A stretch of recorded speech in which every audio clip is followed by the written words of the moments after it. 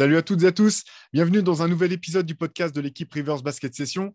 Voilà, on est dans la foulée directe des finales NBA qui sont terminées la semaine dernière. On avait fait un podcast exceptionnel dès le vendredi pour revenir un petit peu sur la série. Pour cette semaine, avant qu'on se lance dans le vif du sujet, on voulait vous rappeler que le nouveau MOOC Rivers, le numéro 10, spécial Playmaker, est toujours en prévente, toujours en précommande. Vous pouvez profiter des frais de port gratuits tant qu'il est en précommande, donc jusqu'à la fin du week-end. N'hésitez pas à aller sur Basket Session pour le précommander. Il y a vraiment plein de sujets vraiment intéressants. On a eu la chance, encore une fois, de pouvoir contacter des intervenants qui nous ont ouvert un petit peu, partager un petit peu leurs réflexions sur qu'est-ce que c'est le playmaking, qu'est-ce que c'est que le QI basket, qu'est-ce qui différencie les très grands playmakers et les légendes des joueurs lambda. Voilà, je pense que c'est un MOOC à la thématique assez pointue finalement, mais qui sort des sentiers battus. Nous-mêmes, on se faisait la réflexion entre nous qu'on avait appris quand même pas mal de choses, ou du moins ça avait changé notre point de vue ou notre point de réflexion sur plusieurs sujets. Donc voilà, on vous encourage à aller sur Basket Session, jeter un coup d'œil à la couverture. On vous rappelle que c'est Nando De Colo, le rédacteur en chef exceptionnel sur ce numéro. Allez voir un petit peu à quoi ça ressemble et profitez des frais de port gratuits en le précommandant dès maintenant. Et pour revenir sur le sujet du podcast d'aujourd'hui, on a voulu revenir un petit peu sur cette saison 2021-2022 et voir au bout du compte quelles sont les choses qui nous ont le plus marqué, quelles sont les choses dont on pense qu'on se souviendra encore quand on reviendra sur cette année importante. Et pour commencer, tout simplement, les nouveaux champions en titre, les Golden State Warriors, avec un retour un peu, alors certains le qualifieront d'improbable, d'autres d'inespéré ou encore de surprise, même s'il y avait quand même un certain nombre de facteurs qui pouvaient nous laisser espérer que les Warriors reviendraient sur le premier plan de la scène. Il fallait quand même que les étoiles s'alignent, comme on dit, pour que ça aille au bout. Ça a été le cas. Shai et Antoine, déjà, bonjour, bienvenue dans ce nouvel épisode. Est-ce que, on revient, comme je viens de le dire, on va commencer à partir sur les Warriors. Qu'est-ce que vous retenez, vous, au bout du compte, de succès des Warriors en 2022? Tu parlais de ce dont on se souviendrait plus tard, de ce qui resterait de cette histoire-là. Je pense que dans 20-25 ans, quand encore une fois, on reparlera des classements des meilleurs joueurs des équipes les plus impactantes, là, c'est le moment où je pense Steph Curry a réussi à passer cet obstacle qui en fait, en était peut-être pas un pour les puristes. On savait très bien que Curry est un joueur monstrueux, un des meilleurs de tous les temps, etc., un mec qui a révolutionné le jeu. Là, je pense que dans l'inconscient collectif, vraiment, en incluant le grand public, les gens qui suivent peut-être un peu moins, je pense qu'il a passé vraiment un cap en regagnant comme ça avec son équipe, en étant sans Kevin Durant, euh, à une période où on attendait moins les Warriors. Je pense qu'on va retenir, et moi je retiens quand même que voilà, son premier MVP des finales, il a peut-être jamais été aussi fort en playoff. C'est vraiment le truc qui m'a marqué pour les Warriors cette année-là et dans ces playoffs. Ouais, la saison de Curry, avec le recul, je sais que pendant la saison, on a notamment entendu Steve Kerr dire qu'il était plus fort que jamais, encore plus fort que lorsqu'il a été double MVP. Et je suis assez d'accord. Je suis assez d'accord et c'est assez surprenant parce que quand même il revenait de blessure, parce qu'il a pris de l'âge. Mais j'ai l'impression que Stephen Curry, il est plus fort physiquement que ce qu'il n'était. Euh, je me fais je serais tenté de dire que même s'il y a moins d'éclat, tu vois, il y avait forcément plus de cartons pendant sa saison là, oui, en 2016, mais j'ai quand même l'impression que dans l'assurance, dans ce qu'il dégage, dans la compréhension, peut-être l'intelligence, je sais pas, c'est un mix de tout, mais tu sens qu'il est plus mûr et plus fort que jamais, un peu comme LeBron était plus fort à 33 ans tu vois, qu'à 30. Je suis dans cette optique ouais, de me dire qu'on a vu le meilleur Stephen Curry. Et c'est beau, c'était pas forcément attendu. Et sinon, voilà, et pour aller sur la beauté, je pense que c'est le plus beau titre de la dynastie des Warriors. Alors là, je parle peut-être beaucoup à chaud, mais surtout le chemin, le parcours, l'adversité, le groupe, la façon de jouer. Je pense que c'est le titre des Warriors qui va le plus me marquer. Ouais, mais c'est intéressant parce que j'ai l'impression qu'il clôt un petit peu, enfin clôt, pas pour dire que la fenêtre d'opportunité se ferme pour les Warriors, pas du tout, on pourrait y revenir, mais disons que c'est celui qui valide un petit peu la domination quand même sur la décennie, parce qu'il y a un mème qui passait qui était un peu sous la forme de punchline, mais qui était pas inintéressant, qui disait de Stephen Curry, il a gagné avant KD, il a gagné avec KD, il a gagné après KD. C'est un peu quand même la preuve, s'il en fallait encore une, que c'est vraiment un franchise player, que les Warriors, avec ce groupe, ce cœur de joueurs, avec ce coaching, avec cette façon de jouer, peut être dominatrice finalement et autosuffisante quelque part, même si le roster est quand même impressionnant. Mais ça valide un petit peu cette emprise que les Warriors ont eue sur la ligue, sur le basket et sur la décennie. Et je pense qu'effectivement, c'est le titre ce titre ne laisse plus la moindre place à une astérix, à un point d'interrogation, quoi que ce soit pour Stephen Curry ou que ce soit pour les Warriors. J'ai l'impression que c'est vraiment le titre qui validait tout le reste au bout du compte. Et aussi et c'est peut-être ce à quoi je m'attendais peut-être le moins, ça rouvre et ça étend un peu leur fenêtre. Parce que là, ça peut paraître être un accomplissement, un one-shot, parce que, comme on a dit, des planètes s'alignent, les mecs sont pas blessés enfin en même temps. Mais mine de rien, avec ce qu'ils ont là, on verra les ajustements de l'été, hein, c'est l'équipe qui récupéreront. Mais la façon dont ils ont joué, la façon dont Curry a joué, et la forme qu'il a affichée, je pense que leur fenêtre s'est un peu étendue et ce n'était pas forcément prévu, pour moi. Ouais, d'autant que ça va être intéressant de voir cet été, parce qu'au bout du compte, effectivement, on pourrait dire, bon, bah là, maintenant, tout le reste, c'est du bonus, ils n'ont plus rien à aller chercher. Et en même temps, je pense que je vais prendre l'exemple de Klay Thompson, par exemple, qui c'est déjà fou en fait qu'il ait pu retrouver ce niveau-là après une telle deux blessures de ce point, grave à ce point pour un basketteur, les ligaments croisés et rupture du tendon d'Achille.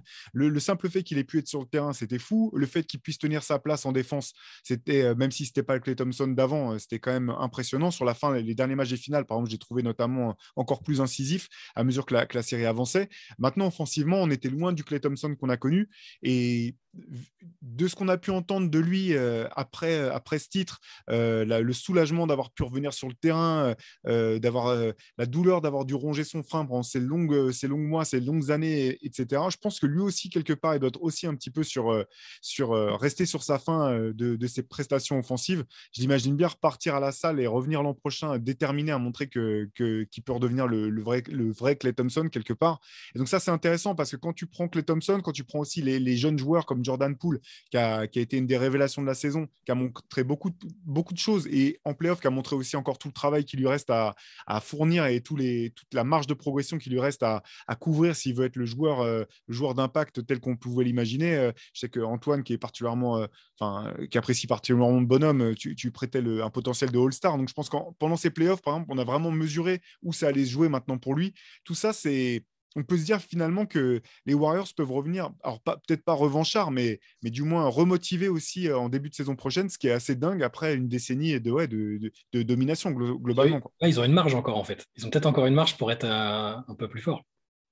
Ouais, il y a de la marge. Je suis d'accord, il y a de la marge sur Klay. La première saison, après des blessures, on sait que c'est jamais la plus facile. Généralement, c'est sur la deuxième que les joueurs recommencent à retrouver vraiment leurs sensations. Il y a de la marge sur Wiseman, il y a de la marge sur Jordan Poole, il y a de la marge sur Jonathan Kuminga. Il y a un groupe, il y a tout. Moi, après, c'est marrant, si je peux mettre une petite nuance. Je les vois pas, je me dis pas qu'ils vont faire le doublé particulièrement. Tu vois, par rapport à Milwaukee, même si je n'avais pas forcément misé tout sur Milwaukee, Milwaukee avait une superstar entrée de prime avec, je pense, plus de garanties au début de saison. Hein, je parle au début de saison que les Warriors. Là, les Warriors, s'ils prolongent tout le monde, évidemment, feront partie des favoris, mais je les vois vraiment comme les Spurs en fait. C'est une dynastie. Tu vois, il y a les dynasties type Lakers, Bulls, qui gagnent 3 titres de suite. Et tu as les dynasties vraiment plus sur la durée, avec culture de franchise, même noyau dur. Les Warriors, je vois ça comme les Spurs. Ça gagne une année. L'année d'après, ça peut tomber en finale de conférence ou en demi-finale de conf. Et puis, en fait, mais ils sont toujours là. Quoi que tu veuilles, ils sont toujours là. Et dès qu'il y a la fenêtre, qu'il y a un moment où ça s'ouvre et que c'est bien aligné, que tout s'aligne, ou que, ou que c'est l'équipe qui est en meilleure santé sur cette année-là, boum, ça va au bout. Mais c'est une formule de dynastie un peu particulière. Ouais, parce que voilà. T'as pas tu vois, les Lakers, ils ont des gros trous d'air entre le repeat et le back-to-back. Les Spurs, à contrario, même les années où ils sont pas champions, ils arrivent, tu sais qu'ils sont pas très loin du compte quand même. C'est comme ça que je vois les Warriors.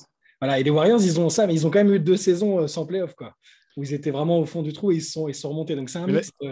Non, mais la Mais là, différence, c'est pour des cas pardon. particuliers. Ouais, voilà, Ouais, non. ce que j'allais dire, c'est que c'était dans le cas des Lakers, c'était auto-infligé en fait le trou Ouais. de. Alors que les Warriors, c'est vrai que je te rejoins, Antoine, dans le sens où tu sais que c'est une équipe, il va falloir aller les battre en fait. Ils vont pas imploser, ils vont pas se tirer une balle dans le pied, ni en termes de recrutement ou de management, ni dans le vestiaire manifestement. Et donc ça veut dire qu'effectivement, ils ont touché le bas, enfin ils ont touché le fond pour cause de blessures avec Kevin Durant qui part, etc. Mais derrière, ils ont su rebondir parce que bah voilà, c'était pas. Il aurait arrivé, comment dire, c'est un accident de parcours et c'est pas des choses qui sont qu'on s'inflige à soi-même ou qui sont basées sur une mauvaise gestion de l'équipe. Donc effectivement, il y a cette domination dans la durée avec cette équipe où tu sais que toi, quoi qu'il arrive, qui se qualifie en playoff en étant huitième ou qui soit premier, faudra aller les battre parce que c'est pas une équipe qui va se tirer une balle dans le pied. Ouais. Ouais. Et du coup, voilà, je me dis qu'il y a effectivement la place pour aller créer une équipe plus forte, autant à l'Est qu'à l'Ouest. Mais exactement comme tu as dit, tu seras obligé de compter sur eux, en fait. Ouais, voilà. Et après, je suis d'accord avec toi, Antoine, dans le sens où finalement, bah, ils ont été les plus opportunistes, les plus forts tout au long de ces playoffs. Mais l'an prochain, il y a d'autres équipes qui vont, comme chaque année, qui vont revenir. On va y venir après, mais il y a les Grizzlies qui sont en train de monter. Il y a Les Phoenix, ça sera Mavericks. intéressant. Mavericks qui sont Ouais. en pleine ascension avec peut-être le meilleur joueur de toute la conférence. Comment dire, il y a les Suns, ça sera intéressant de voir ce que l'intersaison apportera, s'ils sont capables de rebondir, de se réarmer et de repartir focalisé ou si est-ce que cette sortie de route sera trop dure à surmonter. Voilà, il y a quand même pas mal d'incertitudes du côté de la conférence Ouest notamment. Mais et donc je suis d'accord avec toi. Je me dis pas que d'emblée ils vont pouvoir répéter à coup sûr. Par contre, c'est une équipe qui aura le luxe par rapport à toutes celles dont on vient de partir, dont on vient de parler, de partir avec un certain nombre de comment dire d'assurance en fait. Il y a un certain nombre de facteurs qu'ils contrôlent et qui sont déjà validés, alors que les autres vont avoir quand même à gommer pas mal de choses. Clairement. Shai, je crois que tu voulais parler avant de lancer le podcast, on parlait un petit peu voilà, des sujets qui nous avaient marqué cette année. Je viens de les mentionner. Il y avait les Grizzlies, si je ne me trompe pas, sur ta liste, avec effectivement l'avènement de Ja Morant notamment, et puis cette équipe qui a quand même été pleine de surprises tout au long de la saison. Qu'est-ce que tu retiens? Qu'est-ce qui t'a marqué le plus, toi, au bout du compte, dans l'émergence de cette équipe? Bah, c'est le fait que, alors, toute proportion gardée, parce que toutes les équipes n'ont pas la même destinée et la même réussite que les Warriors, évidemment, mais j'aime bien quand on voit le début d'une aventure avec des joueurs sur lesquels la franchise va miser, un noyau dur de jeunes, et c'est ce qu'on a vu un peu avec Memphis. Déjà, voilà, l'an passé, on avait vu qu'il y avait quelque chose qui se formait, une identité avec un coach, Taylor Jenkins, voilà, qui a des idées bien précises. Et là, j'ai adoré comment dire, la mentalité de l'équipe, en fait, le côté on est un peu seul contre tous, on ne nous attend pas, machin. Ja Morant, est-ce que c'est vraiment un franchise player? Enfin, il y a plein de trucs comme ça, et ils ont tenu la distance tout au long de la saison en proposant, je pense, je trouve le jeu le plus. Il y avait un côté, ouais, que tu reconnais la patte, tu reconnais l'identité, ça se bagarre, ça joue bien au basket, je trouve, plus le côté ultra excitant de ce qu'apporte Ja Morant.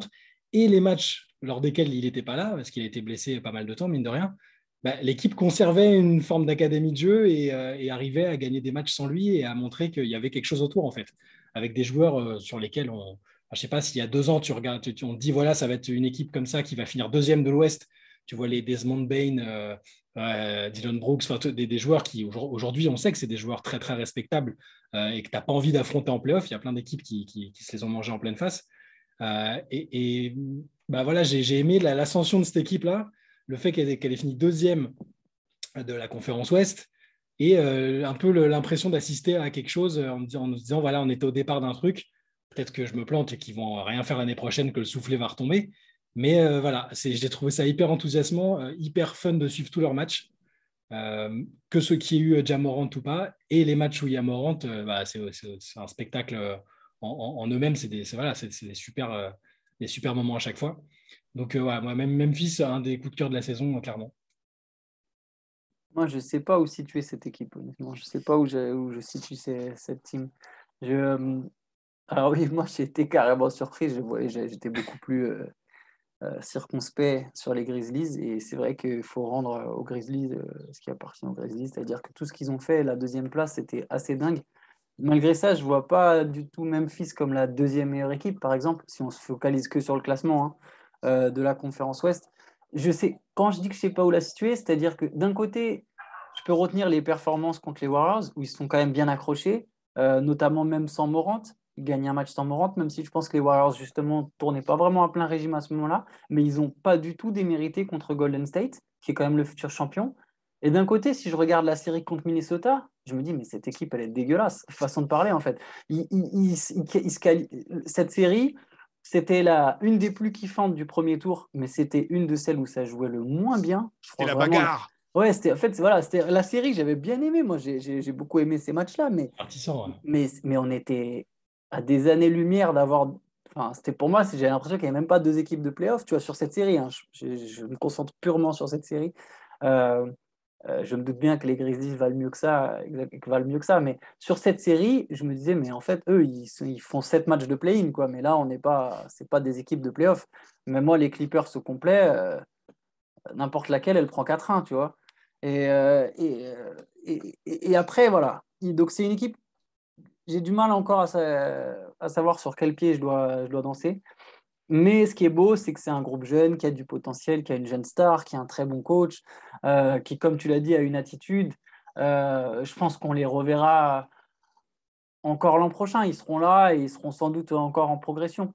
Donc ça va être intéressant, mais j'arrive pas à savoir quel est le plancher. Et c'est ça, en fait. Moi, c'est ce que j'aime. C'est-à-dire qu'ils savent pertinemment que tout le monde pense a priori comme toi. C'est-à-dire que si tu mets une équipe au complet en face, et même si Morant n'est pas blessé et que le groupe est au complet, bah, que l'équipe en face, genre les Clippers, vont forcément gagner et qu'ils sont là un peu par accident, tu vois. Mais Et moi, là, je je sais théorise pas. un peu de ça, tu vois. Mais moi, je pense que eux se mettent ça en tête, mais dans Ouais. ce que j'avais vu dans les pronostics, les Grizzlies commençaient à avoir de plus en plus la cote quand même. Mm. Et même auprès des Quinry, parce que Ja Morant est très apprécié.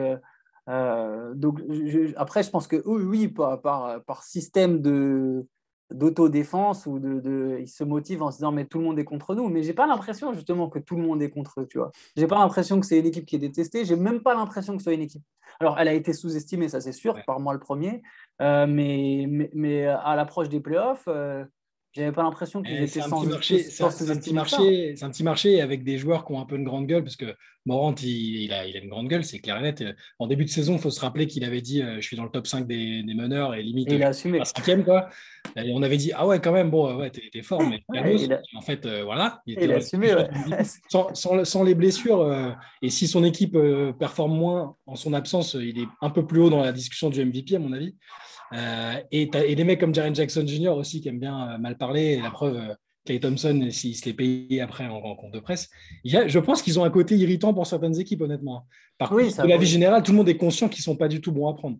Mais voilà, moi, ce que j'ai aimé, c'est le fait qu'on se dise, de voir une équipe qui naît et qui va peut-être peser plus lourd peut-être en se renforçant avec voilà, un ou deux vétérans qui peuvent les aider. Et que le noyau dur, Jaren Jackson, Ja Morant, se développe ensemble, quoi. Non, mais comme vous, moi, cette équipe, elle m'a surpris. Hein. Je ne m'attendais pas du tout à ce qu'elle soit aussi forte. Elle était excitante, effectivement. Pour l'an prochain, en fait, simplement, je me dis qu'il va falloir que les Grizzlies fassent attention parce que maintenant, ce ne sera plus une surprise. Tout le monde va les attendre. Et effectivement, on parlait de leur attitude et de leur grande gueule. Ils se sont fait un paquet d'ennemis. Et je pense qu'il y a un paquet d'équipes qui auront mis une croix à côté du match contre les Grizzlies quand ils viendront les recevoir, quand ils les recevront l'an prochain. Donc, ils vont être attendus au tournant parce que finalement, ces playoffs ont montré la valeur. Enfin, ça a montré à la fois la valeur de cette équipe, du combat, des joueurs qui ne veulent pas baisser les bras, etc. Mais ça a aussi montré les faiblesses de l'équipe et de certains joueurs. Il va falloir revenir costaud parce que l'an prochain, je pense qu'il y aura pas mal de choses à assumer du côté des Grizzlies.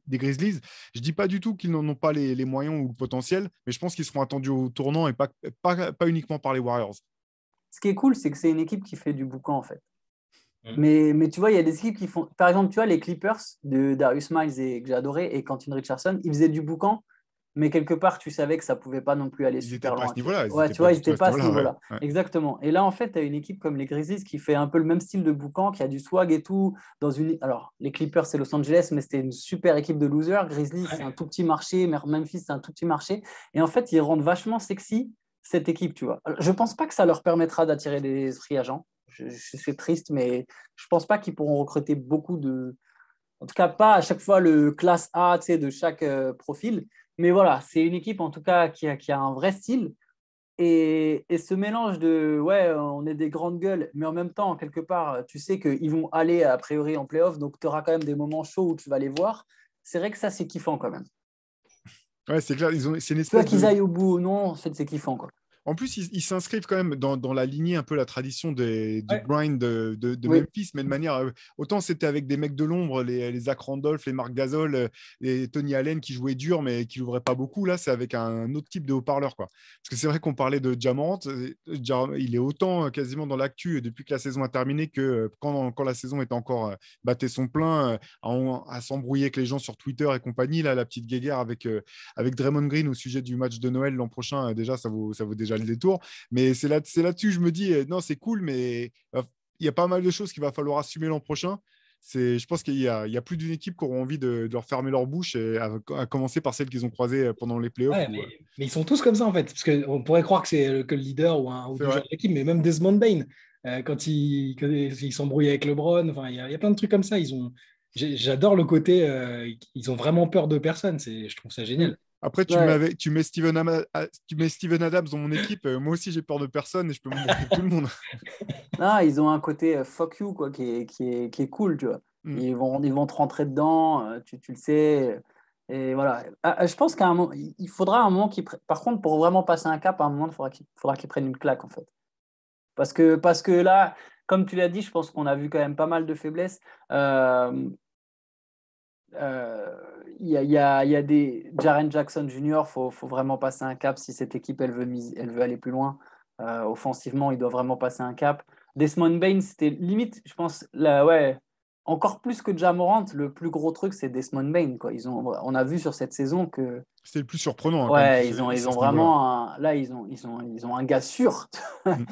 Et donc voilà, donc en tout cas, c'est une équipe qui a un style complètement à part on a besoin d'une équipe comme ça en NBA en fait. Espèce de poil à gratter de la Ouais. conférence Ouest voilà, équipe qui a pas peur, comme dit Ja Morant, c'est quoi? Ouais, on n'a pas peur de la fumée, on monte par la cheminée si besoin, si quelqu'un vient nous chercher. Ouais, Et ça, vu ses vidéos de l'intersaison, il n'a pas peur de la fumée et des liqueurs, Ja Morant, c'est clair. c'est pas autant grillé que Miles Bridges des Ouais. Hornets, mais c'est pas mal quand même. Mais sinon, juste pour reprendre ton truc là d'équipe qui est là où Shai, je trouve, il a tout à fait juste. Tu sais, sur le côté, bah voilà, on voit une équipe naître. Et je pense que cette équipe, en fait, quel que soit, j'arrive pas forcément à me dire qu'elle va gagner un titre un jour, tu vois. Mais en fait, d'une manière ou d'une autre, je sais que c'est une équipe dont un jour on parlera dans, je sais pas, peut-être 15 ans. Ouais, On on en se fera un souviendra. papier Good Old Days, tu vois, un truc comme ça. Typiquement, en disant, ah, tu te souviens de cette époque où les Grizzlies, pendant 5, 6, 7 ans, ils rentraient dans tout le monde. Il y a telle année où ils sont passés vraiment pas loin, tu vois, des trucs comme ça. Et quelque part, elle est vraiment née cette année, cette équipe. Ouais. Et C'est vrai. ça, clairement, on est au début de quelque chose où tu sens que voilà, ça va pas durer, ça va pas s'essouffler dans 6 mois, quoi. Eh ben, écoute, là, on a parlé d'une équipe qui a ses débuts. Moi, ce qui me restait, les choses qui m'ont marqué cette année, c'est deux fins d'aventure, celle de James Harden aux Nets, Sixers, j'anticipe un peu de quelques mois peut-être, et La celle petite de, révélateur. et celle de Ben Simmons aux Sixers. C'est vrai que cette année, c'était quand même. Il y a un moment, on se disait, mais. Parce que, bon, pour ceux qui n'ont pas l'habitude d'aller lire les articles d'Antoine sur Basket Session, c'est quand même le champion des fictions qui sont aussi drôles que farfelues ou limite de science-fiction basée sur la NBA. Mais là, franchement, le scénario de James Harden qui demande son trade des Nets avant même la fin, même avant d'avoir fait une saison complète sur place, et Ben Simmons dans le bras de fer complètement improbable avec les Sixers, c'était quand même complètement fou. Où tu dis, bah, il y a deux des joueurs qui sont censés être peut-être je sais pas, dans les top 10, top 15 de la ligue qui soit se saborde tout seul, soit il y en a un, on ne l'aura même pas du tout vu sur le terrain. C'est quand même une des histoires les plus folles de l'année. Je suis curieux de voir ce que ça donnera l'an prochain, notamment du côté des Nets. Personnellement, il y a tout un tas d'incertitudes encore du côté de Kyrie Irving, mais en tout cas, j'ai hâte de voir comment et quand Ben Simmons reviendra sur le terrain et ce qu'il pourra apporter à cette équipe. Encore une fois, je pense que Brooklyn, avec KD et Ben Simmons et des shooters autour, ça peut être problématique pour le reste de la conférence, à voir jusqu'à quel niveau. S'il y a Kyrie Irving, encore plus. Donc, je suis curieux de voir ça. Et de l'autre côté, du côté de James Harden, la fin de saison des Sixers, alors, certes, avec un Joel Embiid extrêmement diminué, etc. Mais moi, de mon côté, j'ai l'impression que ça augure rien de bon du côté des Sixers en termes de l'énorme pari qu'ils ont fait de miser sur James Harden. Voilà, je me dis c'est peut-être un moment où on reviendra sur 2022 en disant bon bah du coup c'était la fin de James Harden. On avait vu les derniers moments où il pouvait peser encore en tant que superstar dans cette ligue. Et du côté de Ben Simmons, voir si c'était simplement l'espèce de parenthèse improbable avant une remontée vers le sommet ou si c'était déjà un signe annonciateur d'une carrière décevante. Je suis en train de repenser du coup à ce que tu disais en comparant ça aux fictions d'Antoine, un peu science-fiction et tout. Et quand je repense à la scène décrite dans un article d'ESPN où Harden est dans le vestiaire et il voit Kyrie avec ses trucs de fumée, dansant et tout, et qui se dit en gros, ah, c'est bon, je me casse de là, c'est pas possible. Ça même pas limite, il n'y avait pas ça dans les fictions d'Antoine, mais c'était pas loin, quoi. Non, je ne pouvais pas ça. On ne sait pas si James Harden. On ne sait pas si James Harden était en train de bouffer un hamburger en voyant un Kyrie Irving mettre de l'encens ou pas. C'est le jour où il s'est remis à manger, je pense, en tout cas. Pas qu'à manger. C'est ça, sur ce dossier-là, moi, ce que je retiens, c'est que maintenant, on ne peut plus. Tout ce qui est farfelu à envisager, on peut l'envisager maintenant, en fait. Sur le côté, un mec qui vient d'arriver sur un contrat gigantesque et qui peut demander son trade juste après, un type qui refuse de jouer et qui demande son transfert alors qu'il est en bonne santé physique, comme Ben Simmons, juste parce qu'il y a une ville qui s'est un peu retournée contre lui et qu'il n'a pas envie d'affronter les foudres des fans. Voilà, cet épisode, cette double saga, cette saga un peu croisée, là, c'est vraiment en mode tout est possible, quoi. Pour moi, tu as tellement raison. Voilà, et ça inclut Kyrie aussi, parce que Kyrie, je pense que si Kyrie n'est pas parti dans son trip, peut-être que ça se passe mieux avec Harden, j'en sais rien, mais se dire qu'il y a un trio comme ça, KD, Kyrie, Harden, qui a fait quoi, 20 matchs ensemble, et ils ont quasiment tout gagné. Quand ils ont joué ensemble, on se dit, oh putain, si ça va, s'ils sont comme ça en playoff et qu'autour c'est correctement entouré, il n'y a personne qui peut stopper ça. Mais il y a eu tellement de dingueries qu'ils n'ont même pas pu faire plus que ça, en fait. Vas-y, Antoine. Okay. J'allais dire, j'aurais payé ou je paierais encore pour voir juste la tête de Kevin Durant le premier jour du training camp, au moment où il se rend compte que Kyrie va certainement pas jouer au minimum, au minimum la moitié des matchs. Et j'imagine en train d'apprendre ça et voir James Harden qui passe la porte avec 15 kilos de plus que ce qu'il est censé avoir à ce stade de l'année. J'imagine la tête de Kevin Durant, mais bon. Après, on a ce qu'on. Il a choisi, hein. Je ne dis pas qu'il récolte ce qu'il a semé, mais quand on choisit de se mettre avec des joueurs aussi imprévisibles, forcément, on prend un risque. Mais en tout cas, tu vois, Charlie, pour revenir à ce que tu as dit, c'est tellement ça. Parce que tu vois, par exemple, moi, si je prends mon cas personnel, je suis souvent, notamment des fois sur la retenue, tu sais, quand il y a certaines grosses rumeurs de transfert, avoir tendance à, tu sais, un peu à nuancer, à être là, non, mais par contre, ça, tu vois, c'est pas jouable. Et en fait, je crois que cette année, c'est vraiment, comme tu as dit, l'année où on s'est dit, non, mais en fait, tout est vraiment possible. Par exemple, tu vois, là, Kyrie Irving, il est transféré des Nets, je suis même pas surpris, en fait. Tu vois, la news de Shams hier, ah ouais, au final, les Nets, pas sûr. Je suis même plus surpris. Il n'y a plus rien qui peut, tu vois. Imaginez-vous, il y a 10 ou 15 ans, tu vas annoncer à des mecs qu'il y a un type qui est comme Ben Simmons, qui est All-Star et machin, juste parce qu'il se fait un peu châtier par son public, parce qu'il a un peu déconné sur la fin d'un match, il n'osait plus tirer, machin. Le mec te dit, je ne jouerai plus pour cette équipe. Je demande mon trade, qui va jusqu'à, je vais pas dire inventer, mais très probablement exagérer des problèmes, invoquer des problèmes de santé mentale qui l'empêcheraient carrément de s'entraîner, de jouer, alors qu'en fait, on sait très bien qu'il s'entraînait. Tu dis ça à des mecs qui, a 10, 15, 20 ans, ils disent non, mais ça n'arrivera jamais, c'est pas possible. Après, il n'y a pas que les fans pour Ben Simmons. Il y avait quand même aussi c'est la franchise, le fait d'être poussé sous les roues du camion par son coach quelques secondes après avoir été éliminé des playoffs. Avec Embiid qui conduit le camion. Et de là à dire, genre, je vais même pas pointer. Si encore tu me dis, du coup, il y a quelque chose qui s'est cassé et en cours de saison ou la saison d'après, il va dire non, mais c'est bon, pour moi, c'était le point de non-retour. Mais là, le gars s'est dit tout de suite, ah non, c'est bon. Je ne veux plus mettre un pied, alors que le gars, il a 24, 25 ans. Il a un contrat gigantesque qui est censé respecter. Et non, il dit je reviens plus et il s'entraîne pas. Et enfin, c'est En fait, complètement. ce qui était impressionnant pour Ben Simmons, c'est qu'il a vraiment joint l'acte à la parole, en fait, Ouais. quitte à risquer de perdre de l'argent. Parce qu'en fait, des joueurs qui ont fait ça, il y en a plus qu'on ne pense. Oui. Simplement, ils venaient et ils étaient nuls sur le terrain. Vince Carter Voilà. l'a fait pour partir Ouais. de Toronto. James Harden l'a fait Ouais. pour partir de Houston. Et il y en a certainement d'autres qui ne me reviennent pas en tête dans l'instant. Mais là, ce qui était impressionnant, effectivement, là, je te rejoins là-dessus. Shai, ce qui aurait été improbable, c'est que finalement, dans le. Ouais, il a eu le. Alors, le courage, c'est pas le bon terme, mais il a eu le culot, peut-être culot, courage, ce qu'on veut, mais de vraiment joindre le geste à la parole et dire non, non, mais je ne mettrai pas les pieds sur le terrain. Mais tu vois, d'un autre côté, je me demande aussi s'il a eu justement il a manqué le courage de revenir en arrière. Parce que clairement, tu le vois que ça l'a fait chier de perdre l'argent parce qu'ils ont tout fait pour récupérer les Ah oui. sommes. Donc Ah lui-même, bah en oui. fait, une fois qu'il s'est vraiment rendu compte de ce que c'était, je pense qu'il avait envie de faire marche arrière. Mais qu'il n'avait pas ce truc de se dire, ah, mais comment ça veut dire ça? Je me voile moi-même la face. Alors, je sais pas si c'est une histoire de courage, de fierté, etc. Mais je pense que l'idée lui a traversé l'esprit parce que encore aujourd'hui, je crois qu'il y a une procédure où ils vont essayer de récupérer l'argent. Ils vont essayer de récupérer les salaires donc, avec Clutch Sport. Donc, quelque part, je pense que lui-même n'était pas tout à fait prêt pour les conséquences de son propre geste. Je pense que Euh, sans clutch sport, il fait jamais ça, hein, par contre. ouais, je pense qu'il est très mal Ouais, entouré. Rich Paul, il pousse derrière, c'est sûr. Après, je pense qu'il a eu aussi des soucis au dos et des soucis mentaux, ça c'est sûr. À Oui, quel oui. point, je C'est pense. le plus inquiétant, ça, d'ailleurs. Ouais.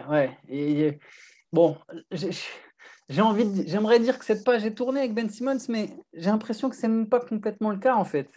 J'ai l'impression que le blocage, il est. Mais Alors là, maintenant. t'as bien vu à Brooklyn, là. C'est-à-dire que sur la fin de saison, Ouais, ils auraient très bien pu dire non, non, bah là, il sera pas prêt, on le voit l'année prochaine. Il y a, ouais, il y a de la friture sur la ouais, ligne. il y a déjà de la friture Et- sur la ligne. Ouais. Ouais. Ils Je ont pense voulu qu'il a. absolument qu'il joue. Lui, il n'était pas chaud. Je crois qu'il était vraiment blessé, en fait. Il manifeste. Parce que c'est ça que tu te fais pas. Tu subis pas une infiltration si tu n'as pas vraiment l'envie d'essayer de voir si Ouais. tu peux jouer malgré tout. Oui, je Là, pense qu'il y avait vraiment un souci au dos. Et je pense que après, pareil, est-ce que c'est bien de revenir au moment où tu seras le plus chaud dans une. Tu vois, quelque part que les Nets d'eux-mêmes, ils auraient. Le move le plus logique, c'est de ne pas le faire jouer. Après, je pense que les Nets, ils étaient mis sous pression. Il y a tellement de pression. Ils ne se retrouvent pas dans le marché le plus simple, certainement pas avec l'équipe la plus simple.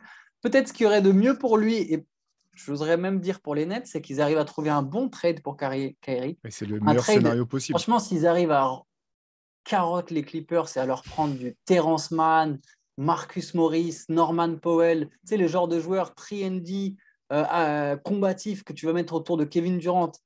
Alors, ça serait peut-être un peu léger, il manquerait une star, mais si Ben Simmons, il a vraiment le niveau qu'on peut attendre de lui, parce que là, Ben Simmons, on ne le voit plus comme une star, en tout cas certains ne le voient plus comme une star, mais il y a un moment de sa carrière où Ben Simmons, c'est une dinguerie. Alors, sa saison rookie, celle où il avait déjà fait une année blanche, il y a un moment où Embiid se blesse, les Sixers, ils jouent que avec Simmons, et ben franchement, sur ce moment-là, alors plus maintenant, ça va paraître débile ce que je vais dire là, mais à l'époque, vraiment, tu te dis, on est sûr que c'est Embiid le plus chaud aux Sixers. C'était dingue, il y avait un côté Magic. Alors, je ne le vois pas Ouais, comme un Magic, je pense il que faisait ça ne sera pas ça. triple-double. Non, mais il faisait Mais triple-double. il y avait vraiment un truc. Il Ouais, y puis avait vraiment quelque chose. Ça peut être un sacré joueur de basket. il y a trop de talent et il est trop jeune pour qu'on se dise sa carrière est derrière lui. Et c'est ça le truc en fait. C'est que Ouais. donc du côté des Nets, bien sûr, il y a des raisons d'être optimiste. La question, c'est de savoir si ça va cliquer suffisamment vite pour que ça marche avec tant que Kevin Ouais. Durant et encore Kevin Durant. Et c'est pour ça que là où je te rejoins, Antoine, pardon, sur l'histoire de l'idée de trade pour Kyrie Irving, c'est aussi la raison pour laquelle je pense que les Nets ont plus de temps à perdre, même s'il n'y a plus de risque de pandémie l'an prochain. J'espère, on touche tous du bois. Tu sais que le mec est juste trop instable ou pas assez fiable pour que tu puisses vraiment miser ton succès sur ses épaules. Donc, si un bon trade se présente, je ne serais pas étonné non plus que Brooklyn saute sur l'occasion. Et même physiquement, parce que tu sais, alors tu as déjà tout son truc sur sa personnalité, mais même physiquement, en fait, c'est déjà un joueur qui se blesse assez souvent, en fait. Donc déjà, de base, tu peux te dire que tu n'es pas sûr de l'avoir à chaque fois à 100% en campagne de playoff. Et il y a tellement de choses autour, je pense qu'à un moment, ils ont... Tu vois, si tu récupères certains des contrats des Clippers, c'est des contrats en cours de saison. Dès le 15 décembre, tu peux les refourguer contre Bradley Beal ou contre n'importe quelle autre star si tu veux te dire ah bah non, il nous faut une autre star, ça suffit pas, il nous faut une troisième star. Ça sera toujours des joueurs qui vont attirer. Terrence Mann, il est jeune, Norman Powell, il est bon, Marcus Morris, il est bon. Ça va attirer des mecs, ils sont sous contrat, ils ont des contrats abordables.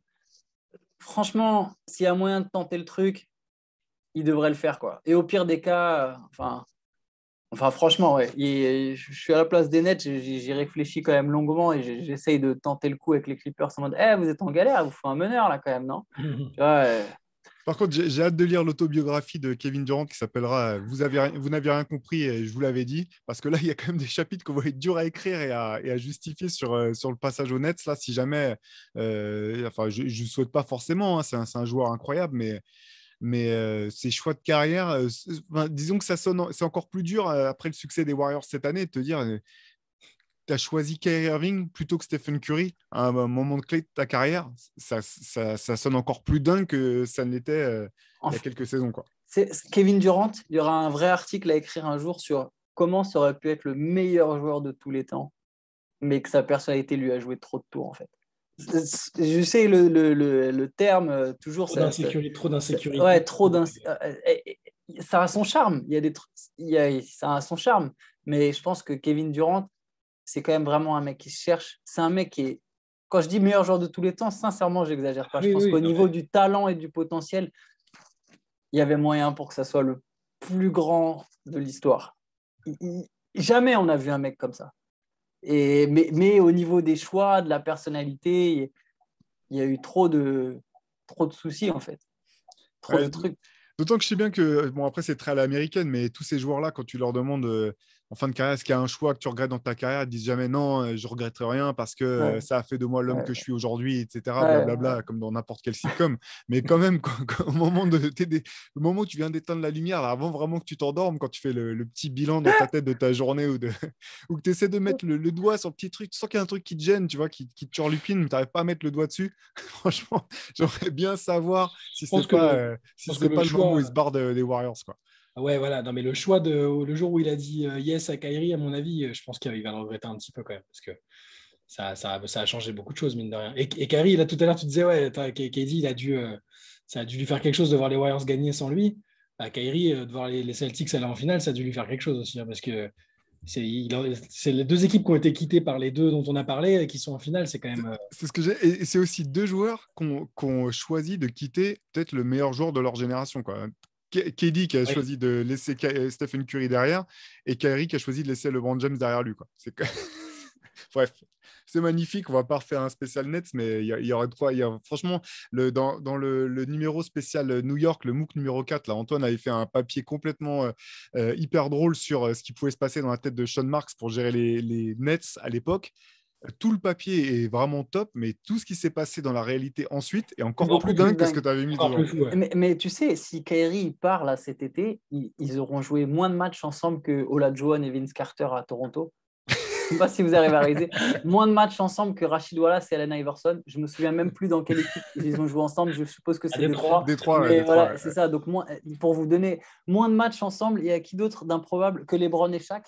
Enfin bref, on est sûr. Et le mec aura joué à peine 100 matchs à Brooklyn en 3 saisons. Et donc, en gros, ils seront passés de Kevin Durant, Kyrie Irving à Kevin Durant, Kyrie Irving, James Harden à juste Kevin Durant. Mais Kevin Durant, pareil, tu vois, parce que lui, tu vois, autant je pense. T'es pas prêt pour Kevin Durant, Russell Westbrook 2022 Mais ça, j'y crois pas, ça. Je crois que les Nets, ils sont. J'ai l'impression que les Nets, pour le coup, les Nets, j'ai vraiment pas l'impression que c'est une franchise qui est mal gérée. Je pense que c'est juste une franchise qui a tout fait pour se mettre dans une position pour signer des stars et qui a juste pas eu de chat que sa première cible, son meilleur pote, ça soit Kyrie Irving, en fait. Là, et qu'il y a une pandémie derrière. En fait, parce qu'en fait, tous leurs choix, tu te dis, bon, ça se justifie parce qu'il faut parier gros à un moment si tu veux gagner gros. Mais c'est comme si c'était le pire scénario catastrophe qui pouvait se produire. En fait, tout est arrivé coup sur coup. T'imagines si le meilleur pote de Kevin Durant, c'est Jimmy Butler, qui est free agent la même année. Ils font Butler-Durant. En fait, ça change tout. Tu vois, et je pense qu'ils n'ont pas fait les mauvais choix. Tout a été bien construit et juste à un moment. Et je pense que dès le départ, en fait, le plus fou, c'est que j'ai l'impression que dès les premières semaines, ils se sont rendus compte que ça serait la merde. Je me souviens qu'Atkinson-Kingsbar, déjà, c'était un signe. Et il y avait déjà ces histoires où dès la première tournée, Kyrie Irving ne voulait pas retirer sa casquette sur la photo d'équipe et il a dit non, photoshopper ma casquette. Mais t'imagines un détail aussi bête, mais t'imagines un truc Une Non, mais dans les photo déclats, d'équipe, le mec ne veut pas enlever sa dans casquette. les déclats, les gars, en début de saison, entre le live Insta entre deux, où ils disent alors toi, tu vas faire tant de post-up, tant de machin et tout. Surtout Alors, le moment Kyrie, qu'on n'a pas besoin de coach. Il dit on pourra coacher chacun. voilà, j'allais dire dans la foulée, il dit je nous vois comme une équipe qui n'a pas vraiment besoin de coach. Moi, je peux coacher, Kevin peut coacher. Il dit pas Steve peut coacher, par contre. Du coup, mais Mais ça s'est senti, en fait. parce que même Steve Nash, encore aujourd'hui, j'arrive pas à savoir si c'était spécialement un mauvais choix. Je suis même pas sûr. Je crois qu'en fait, malheureusement, on n'a même pas vraiment pu valoir ce qu'il vaut. Je pense qu'il y a des moments où c'était intéressant, d'autres où c'était pas parfait. Mais tu vois, il y a quelque chose juste il peut pas bosser serein. En fait, tant qu'il y a Kyrie, ils pourront pas être sereins, en fait. Alors peut-être que, bien sûr que leur potentiel est plus fort avec Kyrie Irving, mais j'ai l'impression que tant qu'il est là, ils pourront pas travailler sereinement et que ce sera toujours une distraction et qu'il y aura toujours quelque chose avec cette équipe. Euh, c'est triste avec le recul pour les Nets, mais par contre, ouais, tout ça pour dire, je pense qu'ils sont suffisamment bien gérés pour pas prendre Russell Westbrook. Et comme ça, on peut faire la transition avec les Lakers. Ouais, Où là, vas-y, pour le coup, parfait. on l'avait vu venir, que ce serait la merde. En fait, c'est marrant parce que ces trucs-là, moi, j'ai quand même beaucoup de respect pour les coachs, les joueurs professionnels, etc. Donc, quand ils disent non, vous vous trompez, et derrière le vous, il y a le public ou les journalistes, etc. Mon premier réflexe, c'est pas de me dire non, on se trompe pas, on a raison. J'écoute en fait, je cherche à comprendre. Mais c'est vrai que là, c'était vraiment symbolique parce qu'en fait, dès le départ, tout le monde se dit, enfin tout le monde, j'exagère, mais en tout cas nous, au sein de la rédaction, on se dit, ça peut pas marcher, c'est pas possible que ça marche, à moins que Russell Westbrook accepte de changer de rôle, qu'il soit peut-être sixième homme ou du moins qu'il y ait une rotation qui lui permette d'avoir un rôle de puncher, tout un tas de situations. Au bout du compte, il se passe pas du tout ça. Tu as LeBron qui s'amuse à tweeter un truc du genre à la LeBron, là, les sub-tweets où en gros il se moque des gens qui pensent qu'ils sont trop vieux et que l'effectif ne peut pas aller au bout. Et au bout du compte, 3 mois plus tard, même pas, dès le début de la saison, tu vois que ça marche pas et tu dis, bah non, en fait, c'est C'est vous qui vous trompez. c'est vous qui vous trompiez. Et je repense, ouais, c'est son tweet. Alors, je sais pas si c'est celui-là auquel tu mentionnais. Il y a aussi celui-là où il parlait de ouais, j'espère que vous aurez la même énergie quand on va relever la barre. Ça, c'est celui-là. Et tu te dis, mais gars, vous avez fini 11e. Il n'y a pas de shame, quoi. Elle est où là? Même pas dans le play-in, quoi. C'est avec t'as les Pélicans et les Spurs qui passent devant. Et encore aujourd'hui. Et les Pélicans, ils n'ont même pas vraiment fait exprès. Ouais, fait exprès, exactement. Et encore aujourd'hui, cette équipe, elle est bloquée. Quand on voit les rumeurs avec Kyrie Irving, les Lakers sont cités dedans. Alors déjà, c'est ça qui va sauver l'équipe, c'est chaud. Mais bon, au moins, tu peux te dire, ils ont déjà joué ensemble une fois. Bon, c'est peut-être un peu plus c'est peut-être un peu plus compatible qu'avec Westbrook. Mais en fait, c'est très mal comprendre la situation dans laquelle se sont mises les Lakers. Ils ne peuvent même pas faire venir Kyrie Irving. Leur seule solution pour faire venir Kyrie Irving, ce serait que les Nets, ils acceptent de prendre Russell Westbrook. Ou qu'une troisième équipe accepte de prendre Russell Westbrook. Et ça n'arrivera pas. Ça n'arrivera pas. Ça peut. On peut toujours miser sur la compétence d'une franchise ou deux, mais ouais, c'est de moins en moins le cas. Avant, il y avait toujours les bons vieux Kings ou Knicks qui te faisaient une dinguerie. Là, les Kings ont déjà fait l'an dernier la dinguerie. Là. Ouais. Ils vont en faire d'autres. Mais en plus, avec les réseaux, j'ai l'impression, c'est marrant, mais avec l'explosion d'Internet, alors je ne dis pas que les GM écoutent Internet, loin de là, mais tu sens que quand même, ils ont déjà un petit avant-goût de ce que ça représente auprès de leur base de fans, tu vois. Alors, pour le coup, les Kings, personne ne l'avait vu venir sur Liberton, tu vois, mais quand il y a des rumeurs, il y a certains trucs, ils se sentent direct que, ok, non, ça ne va pas passer. Tu vois, tu as déjà un avant-goût. Je pense que je vois très peu de franchises aujourd'hui prendre Westbrook. Tous les médias le montrent comme intransférable. Ils l'ont vu jouer. Non, mais ils l'ont vu jouer. Ouais, et puis tout le monde l'a vu. Oui, tu as raison. C'est-à-dire que, après, moi, je suis peut-être biaisé. J'ai jamais trop trouvé que c'était un joueur qui te faisait gagner. C'est peut-être le joueur le plus spectaculaire que j'ai vu jouer en live. C'est incroyable à voir l'énergie qu'il met. Mais par contre, j'ai toujours eu du mal avec le reste. Mais là, c'est-à-dire qu'il n'est même pas à 20% du joueur qu'il était sur les efforts, sur les choix. Et c'était cata. Donc là, même s'il n'avait pas ce contrat, je ne sais même pas s'il y aurait tant d'équipes que ça qui tenteraient vraiment. Les milieux de tableau, parce qu'en fait, c'est un joueur voilà, qui peut jouer, tu vois, comme aux Wizards l'an dernier, tu vois, si c'est ton équipe milieu de tableau, il va te faire du bien, mais là, effectivement, et puis son contrat, donc c'est imbougeable. Donc en fait, les Lakers, ils sont coincés. Et d'ailleurs, ils le savent très bien dans leur recherche de coach. Ils ont demandé à un mec qui est capable de trouver une solution pour ça. Pareil sur les coachs, ils ont été Alors, rien contre Darwin Ham, ce sera peut-être un très bon coach, c'est pas ça que je veux dire, mais les plus grands noms n'ont pas été intéressés. Ce que Je je veux trouve dire, ils intéressant avec... s'écartent. Non, c'est clair. Ce que je trouve intéressant avec Darwin Ham, c'est que c'est que c'est pas un coach qui se laissera marcher sur les pieds. Et en fait, j'étais un peu étonné de ça. Honnêtement, je me disais que c'était peut-être ce qu'il pouvait. Alors, je sais pas ce qu'il vaut en tant que head coach. Je sais qu'en tant qu'assistant, manifestement, Ah, il c'est était un bon au très Bucks. bon assistant qui a été dans Ouais. des très bonnes équipes longtemps. Mais de par sa personnalité, je pense pas que c'est un coach qui acceptera n'importe quoi, qui se laissera marcher sur les pieds. Et du coup, je me dis que c'est peut-être vu la situation, c'est pas forcément un mauvais choix pour les Lakers. Ça voudrait laisser entendre qu'ils sont prêts à laisser un coach les coacher et donner une direction et s'y tenir. Donc, vu la situation dans laquelle ils sont, encore une fois, si tu as LeBron et Anthony Davis qui peuvent jouer et qui sont sur le terrain, tu peux Ouais, faire t'es des fort. choses sur un terrain de basket. Ça, c'est clair. Tu as, Ouais. tout dit avec Donc, Anthony Davis, mais c'est ça le problème. Moi, c'est aussi ce que je retiens de cette saison, c'est que ça fait plein de fois que je me dis que Davis, malheureusement, il n'est pas fiable. C'est jamais des énormes blessures, les croisés ou des trucs, mais il a toujours un problème en fait. La seule fois où il n'a pas vraiment eu de problème, c'était dans la bulle. Il a réussi à éviter ça. Sans doute peut-être parce qu'il y avait les matchs étaient disposés différemment, mais c'est lui le joueur clé de l'équipe en fait, parce que attends, LeBron reste LeBron, mais c'était tellement incroyable qu'il est même rentré direct dans les 75 plus grands joueurs de tous les temps, hein. Tellement tout le monde ah, était mais impressionné voilà. par le fait qu'il puisse enchaîner 12 matchs sans se blesser. Ah, mais ils sont bloqués à cause de ça aussi, parce que on sait que quand il est en forme, théoriquement, c'est un monstre, que c'est un des tout meilleurs joueurs là, de la génération, tout ce que vous voulez. Il est dominant, peut être dominant des deux côtés du terrain, mais ils sont aussi bloqués parce qu'ils ont cette situation-là avec lui qui ne peut pas tenir la route, quoi.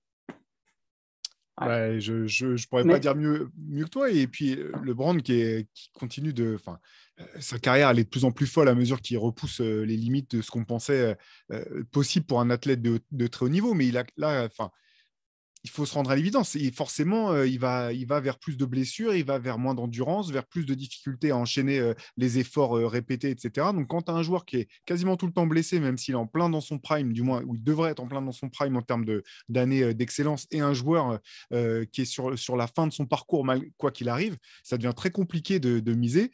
Enfin, ça devient compliqué de miser dessus, à moins d'avoir des jeunes joueurs à côté ou de la marge. Et en fait, avec le trade de ils ont ni l'un Westbrook, ni ils se l'autre. sont débarrassés de tous leurs jeunes joueurs. Et ce qui fait mal encore plus quand tu es fan des Lakers, c'est de voir la saison que Kuzma a faite aux Wizards, de voir la saison que Caruso a fait aux Bulls, et de te dire que, ou même Kendall Pope.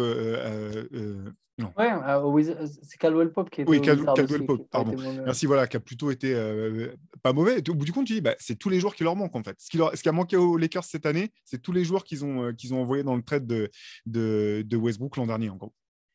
Ah, ils n'ont aucune flexibilité, pas de pic, pas de jeunes.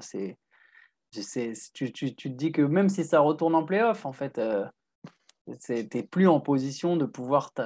Voilà, on sent qu'à un moment, les Lakers, ça va juste tourner la page. LeBron, quand il prendra Ah, sa retraite, et il faudra essayer d'aller chercher une nouvelle star en attirant avec le côté paillettes, Los Angeles, Lakers. Ils y Mais bon, arriveront ouais, ils y toujours. arriveront, c'est ça le problème. Enfin, c'est ça le problème. Non, oui et non. C'est-à-dire que c'est injuste, mais tu sais quelque part qu'ils y arriveront. Mais je pense que la franchise, à un moment, enfin, elle est mal gérée. Ça fait partie des équipes qui sont mal gérées en NBA. Et c'est catastrophique quand Jenny Boss, elle est conseillée à la fois par Kurt Rambis, c'est déjà très drôle, mais aussi par Linda Rambis, et alors là, ça devient encore plus drôle, qui a quand même son rôle à dire dans les décisions sportives, par Phil Jackson, ça redevient très drôle, par Rob Pelinka, Magic Johnson, on est sur... on J'ai oublié de on mentionner dirait les Clutch mecs Sports. qui sont dans la tête d'Homer Simpson et qui le poussent à prendre ses décisions. Tu vois, je veux dire, là, c'est quand même, c'est du lourd, quoi. Ah Ouais, bon. compliqué. Donc 2022, effectivement, pas grosse cuvée pour les Lakers, à tel point qu'au bout d'un moment, la question qui se posait, qui faisait le plus de buzz sur la fin de saison, c'était de savoir si les Lakers étaient en train de gâcher la fin de legacy de LeBron James et de ces dernières années. C'est vrai que c'est marrant parce qu'en fait, en voyant tous les tweets, comment dire, très respectueux qu'il a pu lâcher ces dernières semaines envers Stephen Curry. Tu sentais un peu que s'il avait eu encore un petit peu de matière, d'années sous la semelle, ou tu vois, si sa carrière avait s'il pensait que sa carrière pouvait se prolonger encore un peu plus que ce qu'est le cas maintenant, j'aurais pas été si surpris que ça qu'il essaie de changer d'équipe pour rejoindre les Warriors, parce que quand tu l'entends dire ouais, Jeff Curry quand même incroyable, hein, le jeu des Warriors c'est incroyable, qu'est-ce que c'est beau, blablabla. Il y a eu pas mal d'appels du pied depuis 3-4 ans. Hein. Il y avait déjà eu cette rumeur, je me souviens, où après les Warriors avaient quand même pour montrer leur distance, il y avait eu, je me souviens, tout un article de Zach Lowe où tu as des membres du staff des Warriors qui te font comprendre que ça aurait été beaucoup plus compliqué de faire venir LeBron que Kevin Durant en 2016 parce que LeBron, tu n'aurais pas pu vraiment l'intégrer. Donc, c'était une petite manière de leur part de se distancer en mode calme-toi, mon grand, nous, on est bien là où on est. Mais il y a eu pas mal du pied. Et là, récemment, dans un épisode de The Shop, là, il dit que le joueur avec lequel il aimerait le plus jouer, c'est Stephen Curry, tu vois. Donc, ouais. Bon. Il y aura encore du suspense du côté des Lakers quoi qu'il arrive, quoi. Des rumeurs et du suspense. Bon, après, je pense qu'il ne bougera pas. Hein. Jusqu'à ce que son fils éventuellement arrive, je pense qu'il ne bougera pas. Mais comme tu as dit, Shai, tout à l'heure, en fait, de nos jours, maintenant, tu ne sais plus comment interpréter les choses. Tu te dis que tout est possible. Les tweets passifs-agressifs qu'il a fait, il se prépare toujours une petite porte de sortie. Hein. Il a activé le système LeBron. Pareil, je ne serais pas surpris qu'il se passe quelque chose. À tel point que c'est pareil, j'ai vu passer un post Instagram où avec des highlights d'Anthony Davis qui était un peu sur le thème Put some respect on his name, où c'était un petit peu ça l'idée, quoi. Genre, vous avez oublié à quel point il est fort, blablabla. Je vois passer ça, je me dis, oh, c'est pas bon pour Anthony Davis. Il y a un trade qui est en train de se préparer quelque part. Et LeBron est en train de placer les pions pour qu'on puisse pas faire remonter la source jusqu'à lui. Donc, non, je pense pas que ça sera le cas, mais c'est pour dire que c'est vrai qu'avec LeBron, chaque message, tu sais qu'il y a derrière le message, il y a un message, et derrière le message du message, il y a un autre message, et que, en tout cas, rien n'est fait au hasard. Ouais, c'est clair. Voilà, on a fait le tour. Alors, des choses incroyables cette année, il y en aurait, on aurait pu en retrouver plus. Bien sûr, le retour de Klay Thompson. Moi, c'est vrai qu'au début d'année, c'était parmi la liste des choses que je voulais plus jamais voir. C'était des saisons sans Klay Thompson. Donc, cette année, moi qui adore ce joueur, j'ai été quand même ravi de le retrouver sur un terrain. On aurait pu faire 3 heures de podcast sur les choses qui nous ont marqué cette année. Nous, on va s'arrêter là pour cette semaine. On vous retrouve la semaine prochaine pour un nouvel épisode. En attendant, il y a la draft qui se prépare. Dans la nuit de jeudi à vendredi. Toute l'actu autour de la draft sera sur Basket Session. On est en train de monter un gros dispositif pour suivre ça en live avec à la fois la draft elle-même et puis aussi les dernières rumeurs jusqu'à la dernière seconde, etc. Donc voilà, restez connectés sur basketsession.com. Je vous rappelle que le MOOC est en précommande toujours et en prévente jusqu'à la fin du week-end. Donc n'hésitez pas à aller jeter un coup d'œil. Le MOOC numéro 10 de Rivers spécial Playmaker est sur le Playmaking. Et nous, on vous donne rendez-vous la semaine prochaine pour un nouvel épisode du podcast. Allez, salut à tous. Ciao. Ciao.